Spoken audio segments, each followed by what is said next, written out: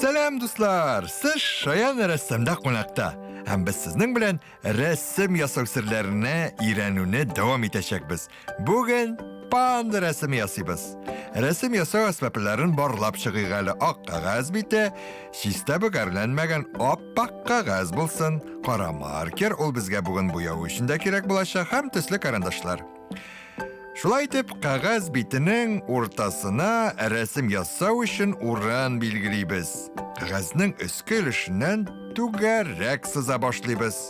Ham to'lqinli siziq bilan tamomlaymiz. Bu pandaning boshi. Pandalar ayuq o'xshaganlar. Quloqlarini da yasab qo'yamiz. Ular 2,5 tugarak formasında.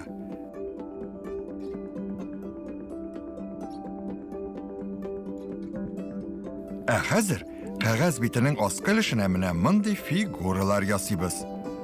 Mening bilan birga yasay borsangiz, durust kelib chiqashaq. Bu pandaning olg'a oyoqlari. Ul bambuk sabog'i tutib turadi.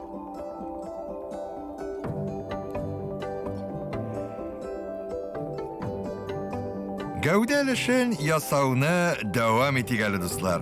Mendan qolishmasga tirishinglar. Endi hozir art oyoqlarini yasayıq. Şulay turli zo'rliqdagi ikki tugarak qo'llarin gavdasi bilan tutashtiramiz. Bizning rasm bek motor kelib chiqashaq.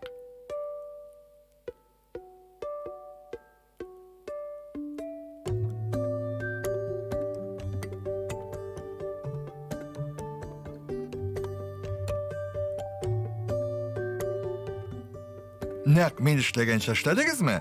Aferin. Endi bosh ilishini yasavga ko'shik.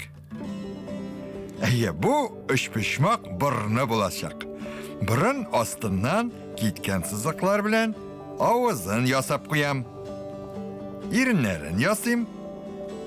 Ostki yerini qolinroq bo'ladi.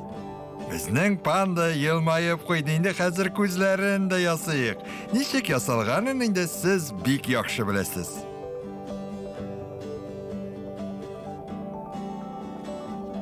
Mana shulay, nindi aqlli ko'zlar borliqqa keldi. Burun ishida bo'yab qo'yamiz.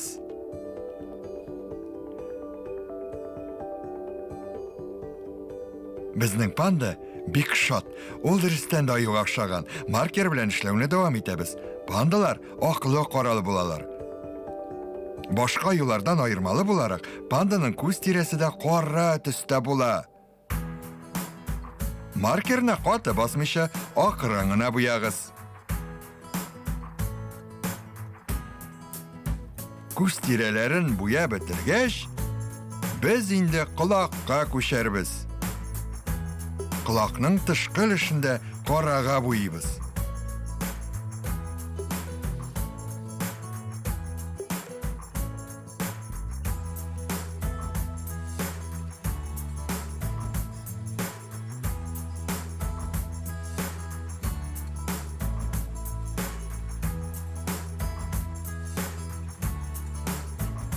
Olg'a tapilarda qora tusda bo'la. Puxta etib bo'yag'iz bo'lar.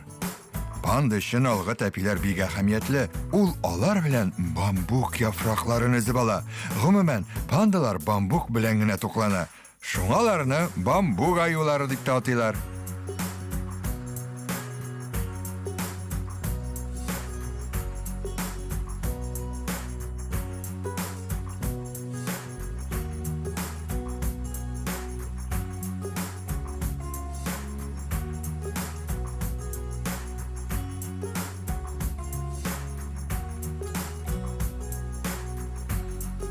Bolalar, qo'rsoq ostida qora tusga bo'yag'ali.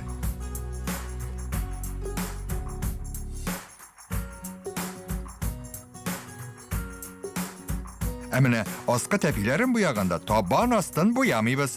Onda kichkina mindarchiklar o'rnashgan. Ular yordamida panda bambukning shimo saboqlari bo'yicha iska o'rmali oladi. Birin yonina da qora timgillar yasab qo'yirgan unutmayq. Eskitkish motor panda qog'oz bitinda o'zining o'rnini topdi.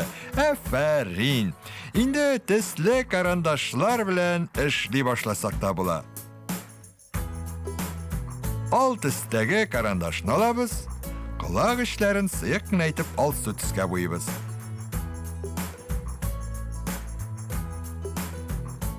Иреннәрен дә буярга кирәк. Панданың аскы иреннәре калынрак була. Куйрак төс алып, аны да буйбыз. Мәсәлән, кызыл төс.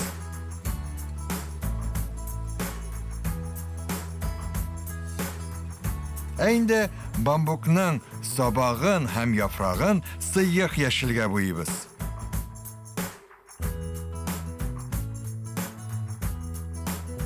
Табан астындагы мендәрчекләргә исә алсу төс кертәбез.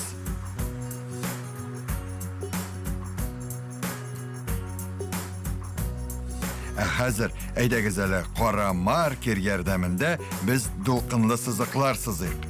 Бу ширәм булыр. Шулай ук кояш ясап куябыз, чөнки пандалар кояшны бик яраталар. Әлеге бамбук аюлары Кытайда яши. Кытайның милли символы да булып санала әле ул. Алар тынычлык яратучы хайваннар. Кешегә гомумән тирә-юньгә бернинди зыян да китермиләр.